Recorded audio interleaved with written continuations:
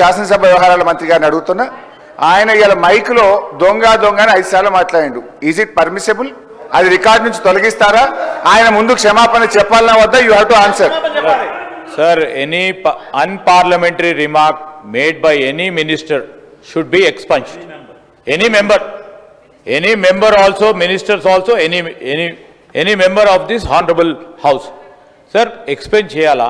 నేను ఎందుకంటే సీనియర్, సరే ఆవేశంతోనో ఆవేదనతోనో అనుండొచ్చు సార్. వారు మైక్లో మాకైతే వినబడలేదు సార్. వినండి సార్, మైక్లో మీరు చెప్పారు కదా, పెద్ద హృదయంతో you can take back sir. What is nothing wrong in it sir. We are not disputing. నేను ఎవరు మాట్లాడినా, అన్పార్లమెంటరీ మాట్లాడినా sir, I'm on my leg sir to say, ఎవ్వరు కూడా అన్పార్లమెంటరీ మాట్లాడినా అది ఎక్స్పెండ్ చేయాల్సిందే డెఫినెట్లీ సార్. మాట్లాడదు సార్ మీరు మైక్లో మాట్లాడేది వినబడదు సార్ మొత్తము యావత్తు. సో నేనేమన్నాను, you please take back, nothing goes. మీ ఏం కాదు సార్, దానికి ఏముంది దాంట్లో. ఇప్పుడు శ్రీధర్ బాబు గారు 2 వైపులో చెప్తే బాగుంటుంది. అటువైపు ఎవరైతే దొంగ అన్నారో వాళ్ళు వెనక్కి తీసుకుంటే నేను వెనక్కి తీసుకోవడానికి అభ్యంతరం లేదు. Right sir. అయితే అధ్యక్ష, let's go to the subject. అధ్యక్ష, నేను మీతో కోరేది ఒక్కటే అధ్యక్ష, దయచేసి కొద్దిసేపు సబ్జెక్ట్ మీద మాట్లాడాలనుకున్నా. బట్టి గారు ఏమో బయటకు పోయారు. నేను I would like to speak on the subject. వీళ్ళకి ఈ వితాయి ఉంటే తర్వాత మాట్లాడుకుందాం. అయితే అధ్యక్ష,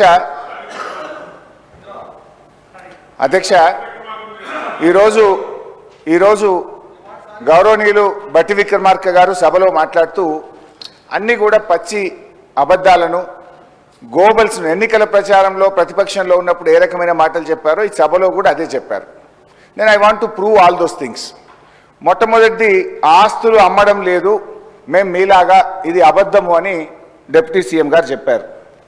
I would like to show the record.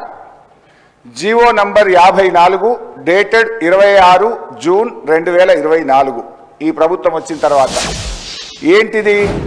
Lands, Rangareddy జిల్లా, alienation of the government land to an extent of 400 acres, survey number 25, situated in Gachibowli village, Sherlingampalli mandal, in favor of Industrial Infrastructure Corporation for the purpose of development of IT and mixed use, on payment of market value 75 crores per acre. 75 కోట్లకు ఎకరం కాడికి ప్రభుత్వ భూమిని, 30,000 కోట్ల రూపాయల భూమిని రాష్ట్ర ప్రభుత్వం ఇగో ఈ జీవో ద్వారా అమ్మింది. ఈ భూమిని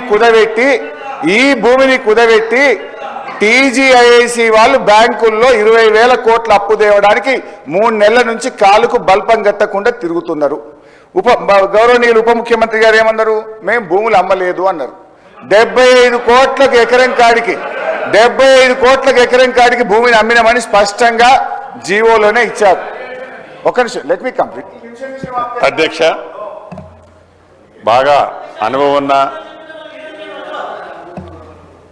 మాజీ మంత్రివర్యులు, సహచర శాసనసభ్యులు ఏదైతే ఇప్పుడు ఒక అభియోగం మోపారు, అది రెవెన్యూ సెక్టార్ నుంచి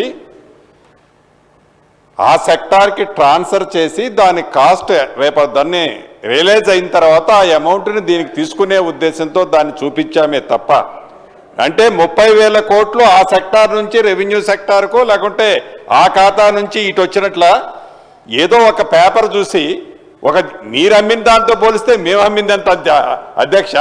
ఒక్క గజం ఇందిరమ్మ రాజ్యం వచ్చిన తర్వాత ఈ రోజు వరకు మేము ఒక్క గజం అమ్మినట్లు మీరు రుజువు చేయండి. మీరు మాట్లాడే దాంట్లో ఒక బేస్తో మాట్లాడండి. అనుభవజ్ఞులు మీరు చెప్పండి. కానీ అసత్యమైనవన్నీ కూడా సత్యంలాగా మీరు అలా ప్రజెంటేషన్ చేయటం కరెక్ట్ కాదని ఈ వేదిక ద్వారా వారికి చెప్తున్నాను. హరీష్ రావు గారు, ఇప్పుడు వారు చెప్పింది నేను చెప్పిన కదా. వారు ఏమన్నారు? మేము 30,000 కోట్ల భూమి అమ్మినాము, వాళ్ళు కుదబెట్టినాక వచ్చినాక పైసలు తీసుకుంటాము అంటుండు. ఎప్పుడు ఇస్తామా? పైసలు ఇంకా రాలేదు. అమ్మిన మాట వాస్తవము. టీజీఐసీకి పైసలు రియలైజ్ అయిన తర్వాత రాష్ట్ర ప్రభుత్వం తీసుకుంటుంది. తీసుకోరా చెప్పండి. ఈ జీవోని క్యాన్సిల్ చేయండి, ఫ్రీ ఆఫ్ కాస్ట్ చేయండి. టీజీఐసి దగ్గర డబ్బులు తీసుకోరా ఈ భూమి ఫ్రీగా ఇవ్వండి. మరి జీవో గౌరవ హరీష్ రావు గారికి మరొకసారి చెప్తున్నా, బుక్ ట్రాన్సాక్షన్ మీ టైంలో అంటే ఒక డిపార్ట్మెంట్ నుంచి ఒక డిపార్ట్మెంట్కు ట్రాన్స్ఫర్ చేసేటప్పుడు, అది గవర్నమెంట్ నుంచి గవర్నమెంట్ ట్రాన్స్ఫర్ చేసేటప్పుడు జీరోతో ఎప్పుడన్నా మీరు చేస్తారా? ఇంకా అసలు చేసే వ్యవస్థ ఎప్పుడన్నా ఉంటుందా? ఎప్పుడూ లేదు. ఏదన్నా ఫ్రీకి ఇస్తే మీ ఆఫీసులు కట్టుకోవడానికి ఫ్రీకి ఇచ్చారేమో కానీ ఎప్పుడు ఆ రకంగా ఇయ్యలేదు. గౌరవ సభ్యులకు చెప్తున్నా. అధ్యక్ష, తెలియదు, భూములు ఎట్లా ట్రాన్స్ఫర్ చేసుకోవాలో తెలియదు. భూములు ప్రభుత్వ భూములన్నీ ధరణి పేరు చెప్పుకొని ఎట్లా కొల్లగొట్టాలో మాకు తెలియదు. నిజం తెలిసేదాన్ని ఎలా చెప్పాలో తప్పకుండా చెప్తాం అధ్యక్ష. హరీష్ రావు గారు. అధ్యక్ష, గతంలో బీఆర్ఎస్ ప్రభుత్వం ఉన్నప్పుడు ఇదే టీఎస్ఐసికి ఉచితంగా భూములు ఇచ్చిన సందర్భాలు కూడా ఉన్నాయి. అయితే మీరు స్పష్టంగా చెప్పండి, మేము టీఎస్ఐసి ఈ భూములు అమ్మది, ఈ భూములు కుదవెట్టది, టీఎస్ఐసి దగ్గర రాష్ట్ర ప్రభుత్వం ₹1 కూడా రాష్ట్ర ప్రభుత్వ ఖజానాకు తీసుకోము అని స్పష్టంగా బట్టి గారిని చెప్పానండి. నేను కూర్చుంటా, చెప్పానండి. డిప్యూటీ సీఎం గారు. హరీష్ రావు గారు, నేను ఇప్పటిదా చెప్పింది ఇదే. మీరు అన్ని వాస్తవాలు చెప్పరు, సభకి సత్యదూరమైన మాటలు చెప్తారు. ఇప్పుడు దాకా మా వాళ్ళు చెప్పేది ఏంది? టీజీఐఎస్ ఇండస్ట్రియల్ ఇన్ఫ్రాస్ట్రక్చర్ కార్పొరేషన్కి రెవెన్యూ శాఖ వాళ్ళు భూమి బదలాయించారు. ఇండస్ట్రియల్ ఇన్ఫ్రాస్ట్రక్చర్ కార్పొరేషన్ ఏం చేస్తుందంటే కాదు, ఏం చేస్తుంది అంటే ఒక నిమిషం అడుగుతున్నాను, ఏం చేస్తుంది? పరిశ్రమలు తీసుకొస్తుంది, పరిశ్రమలు పెట్టిస్తుంది, తద్వారా రాష్ట్రానికి ఆదాయం తీసుకొస్తుంది. దానికి ఇచ్చేటప్పుడు రెవెన్యూ శాఖ మీలాగా దారాదత్తం చేయకుండా రాష్ట్రానికి కూడా ఉండాలి ఆదాయం అని చెప్పి మళ్ళీ అది రాష్ట్ర ప్రభుత్వ శాఖ అయినప్పుడు కూడా ఆడికి ఇచ్చేటప్పుడు అక్కడి నుంచి మళ్ళీ కొంత ఆదాయం తీసుకొచ్చి రాష్ట్ర ప్రజల కోసం ఖర్చు పెడదామని ఆలోచన చేస్తూ ఉంటే అమ్మేసుకున్నారు. అమ్మేసుకోవటం అంటే ఏంటి? ఔటర్ రింగ్ రోడ్డు ప్రైవేటు బయట వ్యాపారస్తుడికి 30 ఏళ్లకి లీజ్కి ఇచ్చి అమ్మేసుకున్నారు చూడండి, దాన్ని అమ్మేసుకోవడం అంటారు. రెవెన్యూ శాఖని ఇండస్ట్రియల్ ఇన్ఫ్రాస్ట్రక్చర్ కార్పొరేషన్కి ఇచ్చి ఆ ఇండస్ట్రియల్ ఇన్ఫ్రాస్ట్రక్చర్ కార్పొరేషన్లో పరిశ్రమలు పెట్టించి తద్వారా రాష్ట్రానికి ఆదాయం తెప్పించి మళ్ళీ అక్కడ వచ్చే ఆదాయం కూడా మళ్ళీ ప్రజలకే చెందేటట్టు ఉంచేటట్టు చేస్తే దాన్ని ఎట్లా అంటారండి? ఇది ఎట్లా అన్యాయము? హౌసింగ్ బోర్డులో ఎవరైనా ఇల్లు కట్టేసి ఇస్తే దాన్ని అమ్మేసుకున్నారంటారా ఎట్లా? హరీష్ రావు గారు. ఫైనల్ గా బట్టి గారు కూడా ఒప్పుకున్నారు, కానీ ముఖ్యడు ఉందంటే చుట్టూ తిరిగి చూపించిండు. డైరెక్ట్ అమ్మక టీఎస్ఐసికి అమ్ముతుండు, అంతే కదా. ఎనీవే, ఇక్కడ మొత్తానికైతే 30,000 కోట్ల రూపాయలు సమకూర్చుకోవడానికి రాష్ట్ర ప్రభుత్వం 75 కోట్లకు ఎకరం కాడికి భూమిని టీఎస్ఐసికి అమ్మింది. నంబర్ 1. నంబర్ 2 అధ్యక్ష, సార్ ఆయన ఇప్పుడు గత 8 సంవత్సరాల నుంచి మంత్రిగా ఆయన ఉన్న మొత్తం అనుభవంతో కూడా దాన్ని గ్రైండ్ చేసి అటు తిప్పి చెప్తాను అధ్యక్ష. ఈరోజు ఇంతకుముందు శ్రీనివాసరెడ్డి గారు మా రెవెన్యూ మంత్రి గారు చెప్పారు. So it's transfer of A property to TGISC. TGISC ఏం చేస్తుంది అధ్యక్ష? వారికి అందరికీ కూడా తెలుసు, అక్కడ ఉన్న కేటీఆర్ గారికి తెలుసు, హరీష్ గారికి కూడా తెలుసు. ఈరోజు టీజీఐఎస్సి ఆబ్జెక్టివ్ ఏంది అధ్యక్ష? అక్కడ ఇండస్ట్రియలిస్ట్ వస్తే మనం క్యాబినెట్ నిర్ణయం తీసుకొని, క్యాబినెట్ సబ్ కమిటీ నిర్ణయం తీసుకొని ఎంతవరకు వారికి సబ్సిడీ రూపేణా వారికి భూములు ఇచ్చి పరిశ్రమలు తీసుకురావాలి, ఉపాధి పెంచాలనే ప్రయత్నం చేస్తుంది.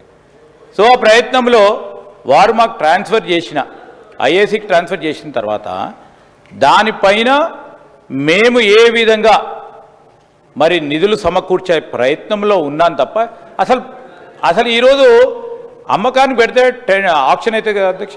ఆక్షన్ అయిందా అధ్యక్ష? ఆక్షన్ కావాలి కదా. వారు ఆక్షన్ లేకుండా చేశారా? ప్రతి భూమి కూడా ఆక్షన్ చేశారు. ఇన్ ప్రిన్సిపల్ వారు చెప్పింది ఏంది? రెవెన్యూ మంత్రి గారు ఇప్పటి వరకు 1 సెంటు భూమి కూడా ఆక్షన్ చేయలేదు.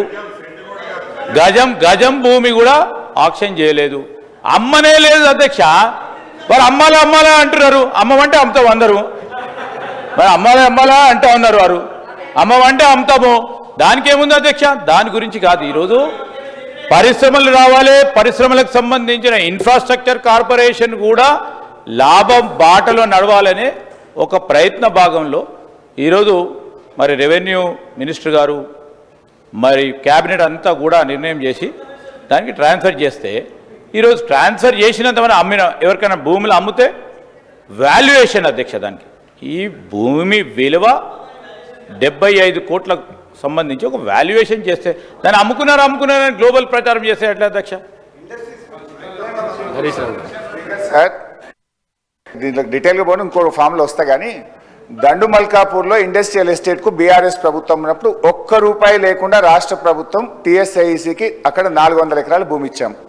మరి మీరు 75 కోట్లకి ఎందుకు పెట్టిన? మీరు కూడా జీవో మార్చి ఫ్రీగా ఇస్తున్నామని చెప్తే ఫ్రీగా టీఎస్ఐఈసీకి వస్తే ఇంకెక్కువ ఇండస్ట్రీస్ను ఆకర్షించవచ్చు.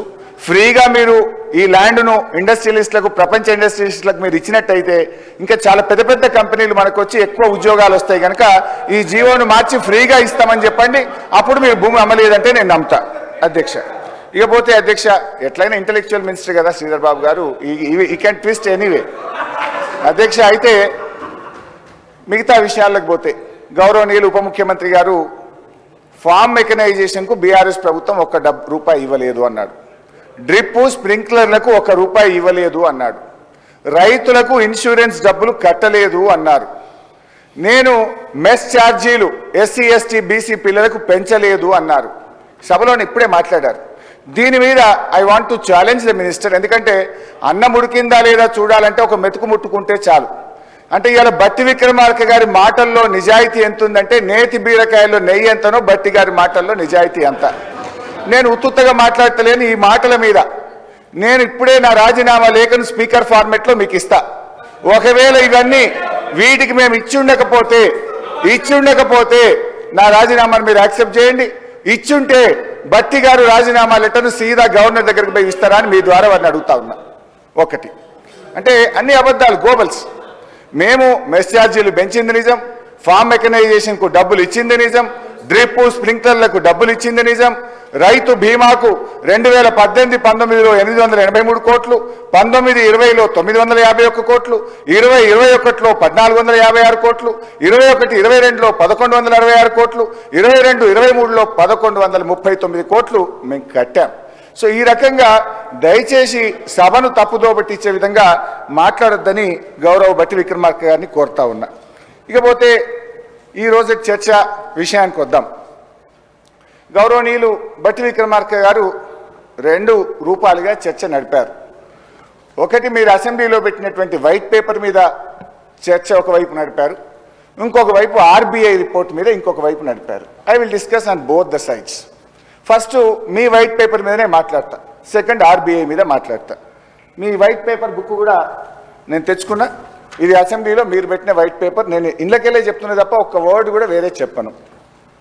This is your own report. ఇకపోతే అధ్యక్ష వైట్ పేపర్ విషయానికి వస్తే 6,71,757 కోట్లు బీఆర్ఎస్ ప్రభుత్వ హయాంలో అప్పు చేశారని ఈ వైట్ పేపర్ ద్వారా మీరు చెప్పారు. ఈరోజు కూడా మీరు ఒక పేపర్ పెట్టారు హౌస్లో.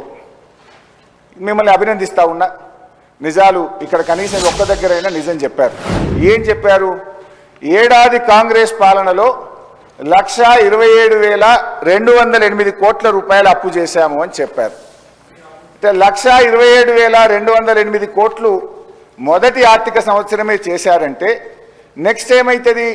నెక్స్ట్ ఇయర్ నుంచి మన జిఎస్డిపి పెరుగుతుంది, మన ఎఫ్ఆర్బిఎం లిమిట్ పెరుగుతుంది.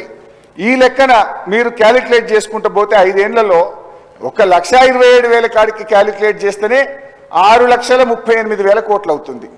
జిఎస్డిపి పెరిగి మన ఎఫ్ఆర్బిఎం లిమిట్స్ పెరిగితే ఏమవుతుంది? 5 ఏళ్లలో కాంగ్రెస్ ప్రభుత్వం 7 లక్షల కోట్ల రూపాయల అప్పు చేస్తుందని మీరు ఒప్పుకున్నారు. ఈ సభ సాక్షిగా మీరు పెట్టిన రికార్డులోనే బీఆర్ఎస్ ప్రభుత్వం 10 ఏళ్లలో 6,71,000 కోట్లు చేస్తే 5 ఏళ్లలోనే మేము 7 లక్షల కోట్ల రూపాయలు అప్పు చేయబోతున్నాము అని చెప్పకనే ఈ సభలో స్పష్టంగా మీ నోట్ ద్వారా రాష్ట్ర ప్రజలు చెప్పారు. అంటే 5 ఏళ్లలో మమ్మల్ని మించిపోతున్నారు. ఒకటి. ఇకపోతే అధ్యక్ష ఈరోజు కొన్ని విషయాలు బట్టి గారు కూడా మాట్లాడుతూ సరే పదే హరీష్ రావు గారి బడ్జెట్ అని మాట్లాడినారు. రేపు మేము కూడా బట్టి గారి బడ్జెట్ అని మాట్లాడాల్సి వస్తుంది. సో ఎప్పుడైనా కూడా ఏంటంటే ఎవరు బడ్జెట్ ప్రవేశపెట్టినా యాజ్ ఫైనాన్స్ మినిస్టర్గా బడ్జెట్ ప్రవేశపెడతారు తప్ప వ్యక్తులు పెట్టరనేటువంటి విషయాన్ని సీనియర్ నాయకులుగా వారు గుర్తించాలని కూడా కోరుతా ఉన్నా. ఇలా ఆర్థిక మంత్రిగా వారు కొన్ని విషయాలు మాట్లాడి అది మళ్ళీ చెప్తా. కానీ ఇప్పుడు ఇందాక మా భట్టి గారు మాట్లాడుతూ మిగులు రాష్ట్రంగా అప్పచెప్పాం, అప్పులు చేశారు అన్నారు. మరి 2014లో రెవెన్యూ మిగులు 369 కోట్లు అయితే 2022-23లో 5,994 కోట్లు మిగులు.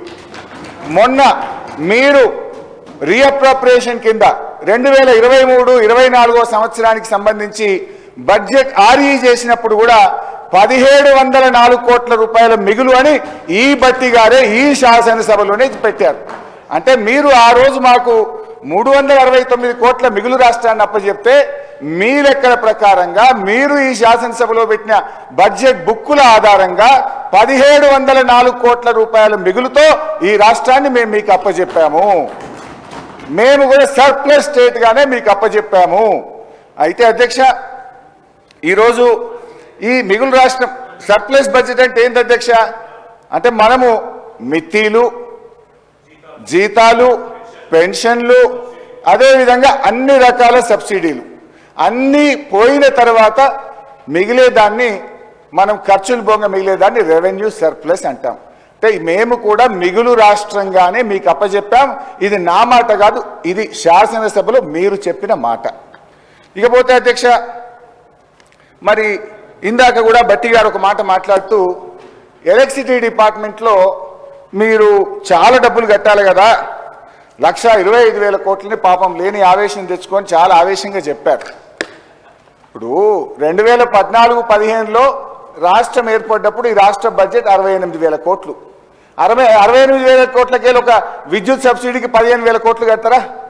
ఆ రోజు అవసరం ప్రకారంగా ఆ రోజు కట్టాం. 68,000 కోట్లతో దశా దిశ లేని పరిస్థితుల్లో ఈ రాష్ట్రం ఏర్పడితే మేము ఈ రాష్ట్రాన్ని చాలా బాగా అన్ని రంగాల్లో అభివృద్ధి చేస్తూ మీకు 2,93,000 కోట్ల బడ్జెట్తో ఈ రాష్ట్రాన్ని మీకు అప్పచెప్పాం. 68,000 కోట్లు ఎక్కడా, 2,93,000 కోట్లు ఎక్కడనో ఇలా భట్టి గారు ఆలోచించాలి. ట్యాక్స్ రెవెన్యూ 2014-15లో మేము అధికారంలోకి వచ్చిన నాడు ఈ రాష్ట్ర ప్రభుత్వం యొక్క స్వంత ఆదాయం 35,770 కోట్లు. కానీ మేము దిగిపోయిన నాడు ఈ రాష్ట్ర ప్రభుత్వ ఆదాయం 1,53,837 కోట్లు. అంటే రాష్ట్ర ప్రభుత్వ స్వంత ఆదాయం 35,000 కోట్ల నుంచి 5 అంతలు పెంచి 1,53,000 కోట్లతో మీకు ఈ రాష్ట్రాన్ని అందించాం. అది మీరు మర్చిపోతా ఉన్నారు. ఇకపోతే అధ్యక్ష, ఎక్స్పెండిచర్ చూస్తే 2014-15లో 62,000 కోట్లుంటే 2022-23లో 2,04,085 కోట్ల రూపాయలు ఎక్స్పెండిచర్ చేశాం. పర్ క్యాపిటల్ ఇన్కమ్ మేము వచ్చిన నాడు 1,24,000 రూపాయల తలసరి ఆదాయం ఉంటే మేము మీకు అప్పచెప్పిన నాడు ఈ రాష్ట్ర పౌరుని యొక్క తలసరి ఆదాయం 3,56,564 కోట్ల రూపాయలతో అప్పచెప్పాం. జిఎస్డిపి మేము ప్రభుత్వం ఏర్పరిచిన నాడు 4,51,000 కోట్లుంటే మేము మీకు అప్పచెప్పినాడు ఈ రాష్ట్ర జిఎస్డిపిని 3 అంతలకు పైగా పెంచి 15,01,98,000 కోట్ల రూపాయలతో ఈ రాష్ట్రాన్ని మేము మీకు అప్పచెప్పాం. ఆ రకంగా మేము చక్కగా రాష్ట్రాన్ని ముందుకు తీసుకుపోయాం. ఈ 10 ఏళ్లలో కూడా ఈ అప్పుల్లో కూడా మాకు ఒక ప్రత్యేకమైన పరిస్థితి ఏర్పడ్డది.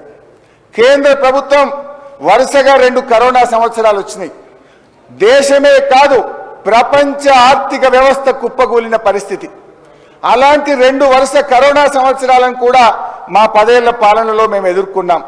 అప్పుడు ఒక ప్రత్యేక పరిస్థితుల్లో కేంద్ర ప్రభుత్వం ఈ దేశంలోని అన్ని రాష్ట్రాలకు కూడా 1.75% FRBM అదనంగా తీసుకొని మీరు ఖర్చు పెట్టండి, క్యాపిటల్ ఎక్స్పెండిచర్ చేయండి అని కేంద్రం ఆదేశిస్తే దాని కింద 2020-21లో 17,558 కోట్ల అప్పు, 2021-22 కరోనాలో 10,724 కోట్ల అప్పు, ఉదయ్ స్కీమ్ బలవంతంగా కేంద్రం మన మీద రుద్దుతే 9,000 కోట్ల రూపాయల అప్పు, ట్యాక్స్ డెవల్యూషన్ మనకు హక్కుగా రావాల్సిన ట్యాక్స్ డెవల్యూషన్ను అప్పుగా తీసుకోమని కేంద్ర ప్రభుత్వం ఇచ్చిన 2,459 కోట్లు. ఇవన్నీ కలిపితే దాదాపు 40,000 కోట్ల రూపాయలు కరోనా వల్ల కేంద్ర ప్రభుత్వ నిర్ణయాల వల్ల ఈ రాష్ట్రం మీద అదనంగా అప్పుల భారం వచ్చింది కూడా దీంట్లో భాగమని కూడా వారు ఈరోజు గమనించాల్సినటువంటి అవసరం ఉంది. ఇకపోతే అధ్యక్ష భట్టి గారు, నేను మొదలై చెప్పాను, 2 భాగాలుగా చెప్పారు. ఒకటి మీరు చెప్పిన లెక్కలు, 2 ఆర్బీఐ లెక్కలు. నేను మీరు చెప్పిన లెక్కలు వైట్ పేపర్ లెక్కలకే వస్తూ ఉన్నాయి. ఇక వైట్ పేపర్ లెక్కలకు వస్తే అధ్యక్ష, మీరు తెలంగాణ రాష్ట్ర ప్రభుత్వ అప్పు 6,71,000 కోట్లని చెప్పారు. అయితే అది మేమేమంటున్నామంటే విచ్ ఈజ్ నాట్ కరెక్ట్ అని మేము అంటున్నాం. ఎట్లా నాట్ కరెక్ట్ అంటున్నాం అది నేను వివరించదలుచుకున్నా మీకు ఇప్పుడు. ఎందుకంటే ఈ 6,71,000 కోట్లలో రాష్ట్ర ప్రభుత్వం ఏర్పడే నాటికి, మేము ప్రభుత్వం చేపట్టే నాటికే 72,658 కోట్లు అప్పటి ఆంధ్రప్రదేశ్ అప్పు వారసత్వంగా మాకు వచ్చింది. 1. 2, వివిధ సంస్థలకు గ్యారంటీల రూపంలో అప్పటి రాష్ట్ర ప్రభుత్వం ఇచ్చిన అప్పు 15,000 కోట్ల రూపాయలు కూడా మాకు వచ్చింది. 3, ఈ 6,71,000 కోట్లలో భట్టి గారి తెలివితేటలకు మేధస్సుకు మొక్కాలి. ఎందుకంటే మీరు ప్రభుత్వం వచ్చింది డిసెంబర్ 7, 2023. కానీ బీఆర్ఎస్ పార్టీ అప్పుల్లో ఎప్పటిదాకా పెట్టిండ్రు? మార్చి 31, 2024 దాకా మీరు చేసిన అప్పులు కూడా మాకే కలిపిన ఉన్నాయి. నువ్వు అది ఎంత అంటే 15,118 కోట్లు. కాంగ్రెస్ ప్రభుత్వం అధికారంలోకి వచ్చినాక తీసుకున్న అప్పు 15,118 మాకే కలిపిండ్రు. 72,000 కోట్లు ఉమ్మడి ఆంధ్రప్రదేశ్ నుంచి వారసత్వంగా వచ్చింది, మా ఖాతాలనే వేసిండ్రు. 2 కలిపితే 87,776 కోట్లు. ఈ 87,776 కోట్లు మాకు సంబంధమా? ఇది బీఆర్ఎస్ అప్పు కాదు కదా, అది వారసత్వంగా వచ్చింది. ఒకటైతే మీరు ప్రభుత్వంలోకి వచ్చినాక డిసెంబర్ 7 నుంచి మార్చి 31, 2024 దాకా చేసిన అప్పును కూడా మా ఖాతాలో వేసి గోబల్స్ ప్రచారం చేసిన భట్టి గారికి అభినందనలు. ఇకపోతే అధ్యక్ష, ఇక గ్యారంటీలుగా 2014 కంటే ముందు గ్యారంటీల రూపంలో వారసత్వంగా వచ్చిన అప్పు 11,609 కోట్లు. అది 15,000 ఏమో మీరు చేసింది, వారసత్వంగా వచ్చిందేమో గ్యారంటీల రూపంలో 11,609. 15,118 భట్టి గారు చేసిన అప్పును బీఆర్ఎస్ ఖాతాలు వేసిండు, అది 15,118 భట్టి గారు అప్పు. అది నీ భాషలోనే చెప్తుంది, ఏం చేయాలి మరి? ఇకపోతే 72,658 కోట్లేమో ఉమ్మడి ఆంధ్రప్రదేశ్ నుంచి వారసత్వంగా వచ్చిన అప్పు. ఈ 3 జమ చేసుకోండి. ఈ 3 కలిపితే ఎంత అయిందంటే 99,385 కోట్లు. ఈ 90 లక్ష ఎందుకు నేను కల్ప, ₹1 తక్కువనే చెప్తా. 99,385 కోట్లలో అసలు బీఆర్ఎస్ పార్టీకి ఏం సంబంధం? ఇది కూడా మా ఖాతాలు వేసి మీ యొక్క తెలివితేటలు ప్రదర్శించారు, మీకు అభినందనలు. ఇకపోతే మీరు విడుదల చేసినటువంటి వైట్ పేపర్లో, ఇందులో ఈ బుక్లో, ఇందులో మీరేం రాశారు? సరే, ఇందాక మీరు చెప్పిన కాళేశ్వరము, మిషన్ భగీరథ, గొర్రెలు తదితర అన్నీ కూడా మనమే కడుతున్నాం రాష్ట్ర ప్రభుత్వం. అవన్నీ కలిపి కార్పొరేషన్లు తీసుకొని రాష్ట్ర ప్రభుత్వం చెల్లిస్తున్న అప్పు ఎంత అంటే 1,27,208. ఐ అగ్రి, ఇది తప్పకుండా రాష్ట్ర ప్రభుత్వం కట్టాలి. దీన్ని రాష్ట్ర ప్రభుత్వ అప్పుగానే చూద్దాం. ఎఫ్ఆర్బిఎం అప్పు 389,673. కార్పొరేషన్ల అప్పు ఏదైతే రాష్ట్ర ప్రభుత్వమే చెల్లిస్తుందో అది 1,27,208. ఇకపోతే 3వది government guarantee loans which are raised by SPV and serviced by them. అంటే కార్పొరేషన్ అప్పు, ఒక నిమిషం మంచిగా లేదు, please don't disturb me, I'm not reeling. ఇప్పుడు లేదండి, నేనేమనట్లేదండి. నేను చెప్పేది ఏంటంటే వారు అసలు బయట కానీ సభలో కానీ లేకపోతే స్పీకర్ గారికి ఏదో నోటీస్ ఇచ్చారని చెప్పారు. అన్నీ కూడా ఆ గ్యారంటీస్ సంబంధించే కదా. ఆ గ్యారంటీస్ మరి మీరు ఓకే అంటారు. ఇప్పుడు మరి నేను ఆర్బీఐ అట్లా ఇచ్చింది, సభలో మీ మీద మూమెంట్ ఏంటంటే నోటీస్ ఇస్తాం, మేమే చర్యలు తీసుకోవాలంటారు. ఇప్పుడేమో సభలో ఒప్పుకుంటుంది. మరి ఒప్పుకున్న తర్వాత ఇంకా చర్చ ఏముంది అసలు? అదే కదా మేము చెప్పేది. ఒప్పుకున్నందుకు ధన్యవాదాలు సార్. ఒప్పుకున్నందుకు ఆర్బీఐ ద్వారా పుస్తకంలో చూపించింది కరెక్ట్ కాదు, మీరు చెప్పింది కరెక్ట్ అని ఒప్పుకున్నందుకు ధన్యవాదాలు. థ్యాంక్ యూ భట్టి గారు. ఆర్బీఐ లెక్క చెప్తా, మీ లెక్క చెప్తా. ఇప్పుడు మీ లెక్కలో ఉన్నా ఇప్పుడు మీ లెక్కలు మీ బండారం బయట పెట్టినాయి కదా. భట్టి గారు చేసిన అప్పు 15,000 మా ఖాతాలో కలిపిండు. ఉమ్మడి ఆంధ్రప్రదేశ్కి వచ్చిన 72,000 మా ఖాతాలో కలిపినవు. ఉమ్మడి ఆంధ్రప్రదేశ్లో మనకు కార్పొరేషన్ల ద్వారా ఉన్న 11,000 మా ఖాతాలో కలిపి 1,00,000 కోట్లు బీఆర్ఎస్ కు సంబంధం లేని అప్పును బీఆర్ఎస్ ఖాతాలో వేసింది. అయితే ఇప్పుడు కుల్లా చెప్పినా నువ్వు ఒప్పుకున్నావు. 1,00,000 కోట్లు మాకు బీఆర్ఎస్ ప్రభుత్వంలో చెయ్యని దాన్ని కూడా మా ఖాతాలో వేసినాను, ఒప్పుకున్నావు. ధన్యవాదాలు. ఇక రెండవది ఇందులో ఇంకొక 2 ఉన్నాయి అధ్యక్ష. గవర్నమెంట్ గ్యారంటీ ఇవ్వలేదు, గవర్నమెంట్ కట్టవలసిన అవసరము లేదు.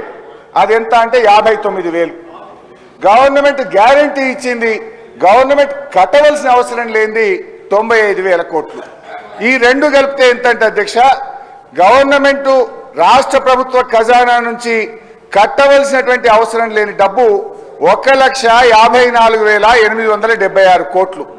అంటే మొత్తంగా అధ్యక్ష, శ్వేతపత్రంలో మీరు చూపించిన 6,71,757 కోట్ల నుంచి మేము తీసుకొని అప్పు 99,385, ప్రభుత్వం కట్టవలసిన అవసరం లేనప్పు 1,54,876 కోట్లు తీసేస్తే బీఆర్ఎస్ ప్రభుత్వం అచ్చంగా చేసిన అప్పు ఎంత అంటే 4,17,000 కోట్లు మాత్రమే.